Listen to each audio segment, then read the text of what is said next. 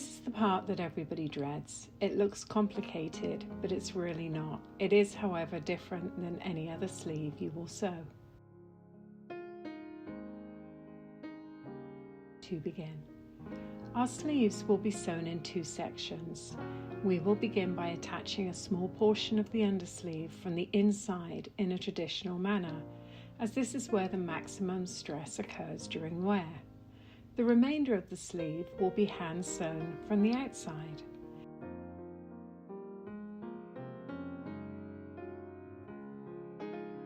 With your linings pinned back, join the sleeve seam to the shoulder seam, folding the sleeve seam allowance under and pinning it in place.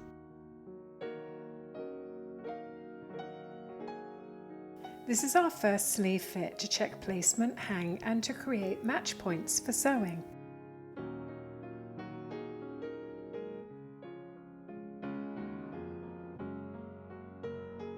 When our patterned and solid boucle sleeves are pinned and the hang of the sleeve is pleasing and the vent is facing towards the back, do check, we will make our match points.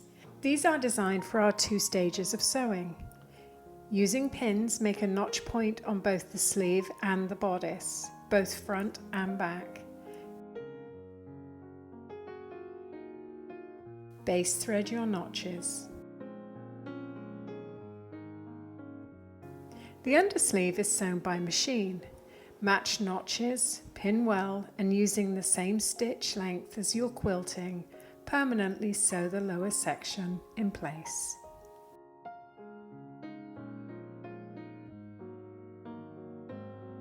Beeswax and thread. We hand sew our upper sleeves to our bodice using a reinforced thread that invisibly embeds in the fibres. Cut 6 to 8 lengths of matching thread as long as your arm. Run each strand through a natural beeswax block once or twice to ensure a wax coating on the fibres.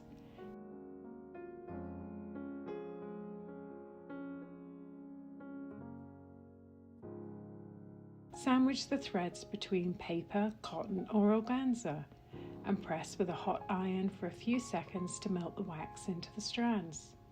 Your thread will now feel thicker and stronger, will tangle less and thread easily.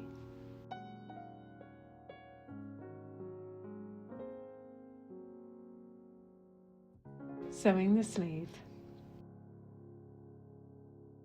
With your jacket turned right side out, place the shoulder seam on a sleeve ironing ham or dress form. This will help to shape the sleeve as you pin and sew. Match your shoulder to your sleeve seam, folding your seam and manipulating the boucle so it lies smoothly without drag lines or pulling.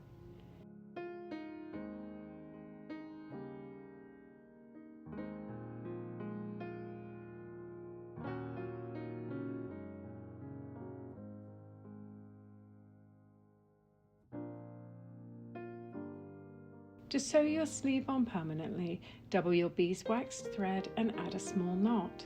I like a number 9 needle here as it helps to control the stitch length in a small area.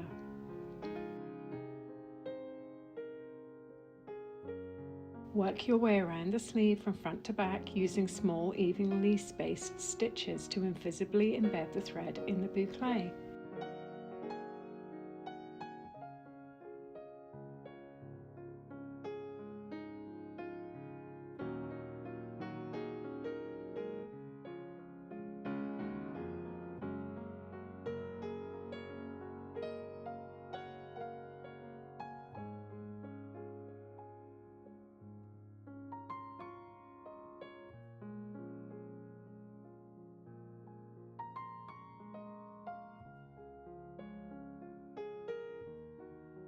Once hand sewn, feel around the sleeve.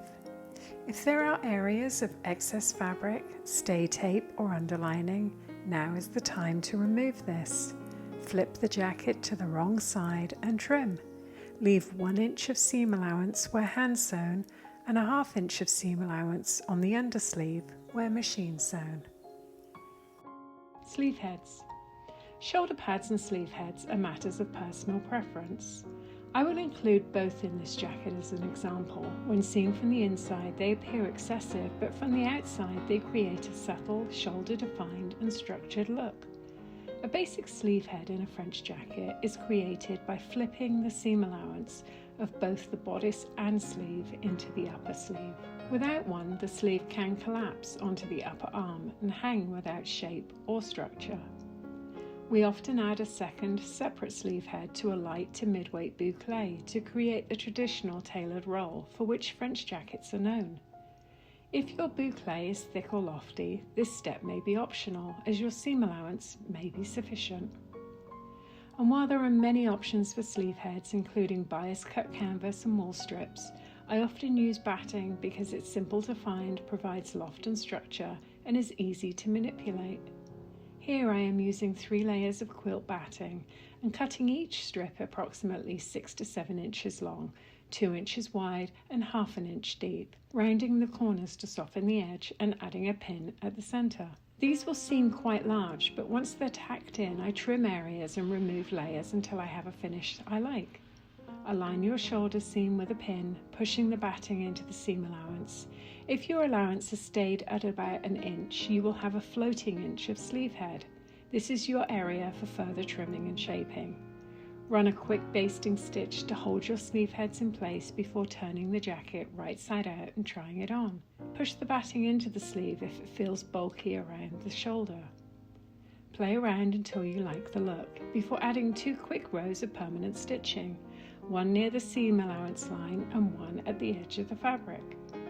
As you can see, I cut mine down until they are almost in line with the boucle edge, so my sleeve head is now about 1 1/4 inches. Shoulder pads.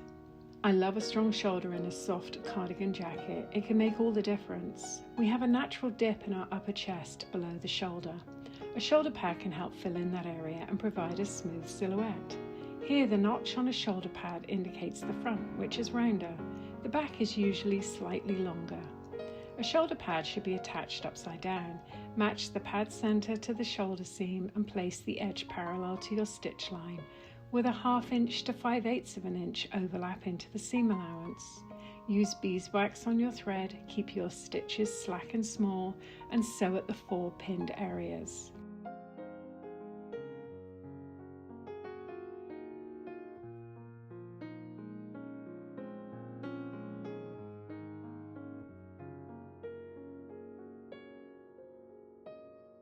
Closing the sleeve lining. We begin by bringing the front and back bodice linings up to meet at the shoulder seam.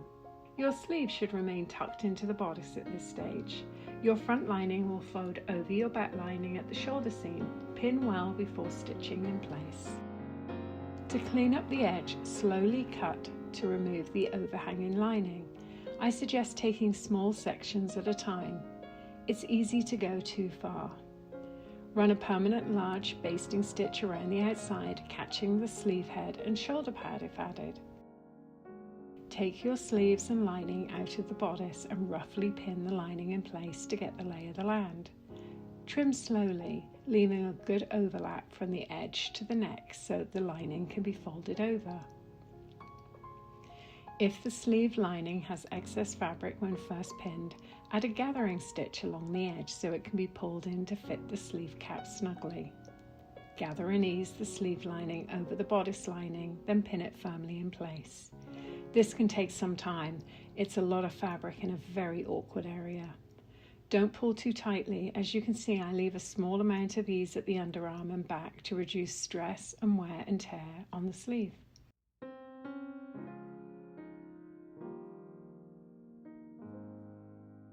Fell stitch using a single thread, keeping the stitches small and close.